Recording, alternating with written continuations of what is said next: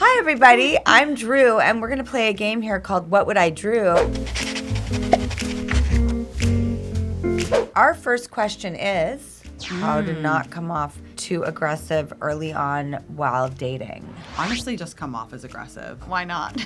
If you're an aggressive person or if you have a very effervescent personality, you should let that shine through. I think we worry too much about how we can manipulate people into liking us, but I really think the most important question is, well, do I like this person? So if you feel aggressive or, very forward, go for it. And if that's too much for them, then they're probably not your person. Tinx, I'm having an Oprah aha moment right now because it's so true. We always ask ourselves, do they like me?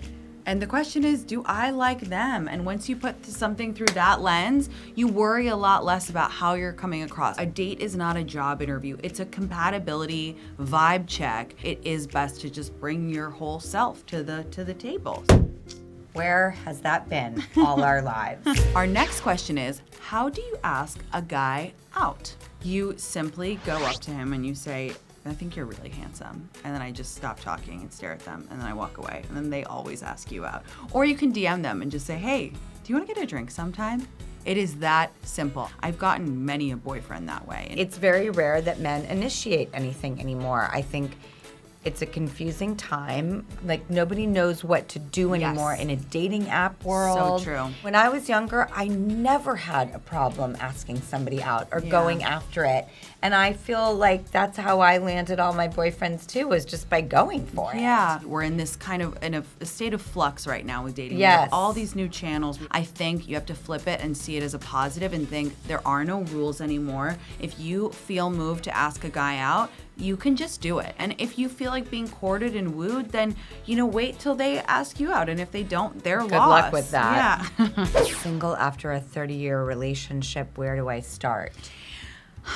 You start, my dear, at the beginning. And it's going to be a long journey, and it's probably a little or a lot scary, but you start at the beginning, drawing a line in the sand, and I'm leaving this past chapter of my life behind and I'm starting a new one. And I am in uncharted territory, and I'm gonna take it nice and slow, step by step, dipping my toe in it first, asking my support system for help and guidance, and just start. Reaching out to your support system and being honest about what you need and seeking it out and then being able to receive it is crucial. Okay, what do you think of people hooking up while on a break? It's the classic Ross and Rachel, or having an open relationship.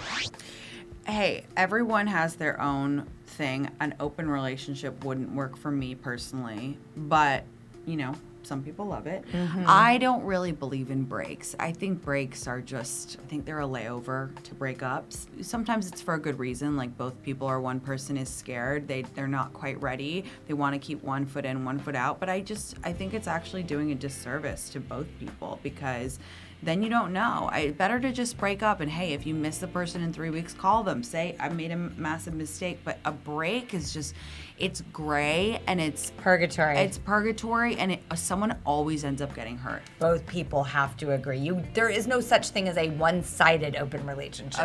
Agreed. Communication is definitely key. How to recognize red flags? I think that it's a muscle that you train as you get older, just to notice the difference between just an ick and a red flag. And if it's a serious red flag, then you have to take stock of it. Is this something that's going to matter to me down the line, or is this just a little bump in the road? And learn to know the difference. Yeah. If your gut instinct is telling you something is off, it's very likely that something is off. So don't focus on the head and the heart and the poetry. Focus on the fact that your gut instinct is screaming, and listen to it. Yeah, agreed.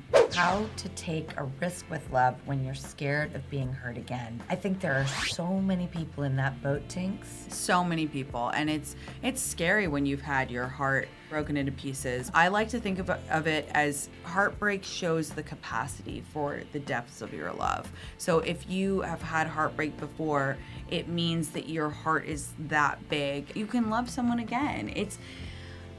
It's tough. You've got to want to fall in love again to risk it. Do not put on the next person what the person before did to you. Yes. you have to work on yourself. You're the only thing you can control. And if you broke someone's heart or had your heart broken, do not bring that into the next relationship. That is baggage that must stay in the past. It's a completely different human being this time. So don't go in with this like, oh, it's going to happen again. Yeah. And don't project. Don't project. And guess what happens? A Then- self-fulfilling self-fulfilling prophecy. Yeah. Tinx, you are wise, you are smart, you are fun, and thank you for dropping your wisdoms here with us today. Thank you for having me. Tinx! If you're wondering what should... Yeah, Here's I know. the lisp again. Okay, if you're wondering what should you do, drop a comment and maybe we'll answer. We both have a list. We both have a lisp, yeah. I love it. So for more with Tinx and myself, go to the Drew's News podcast and also just subscribe.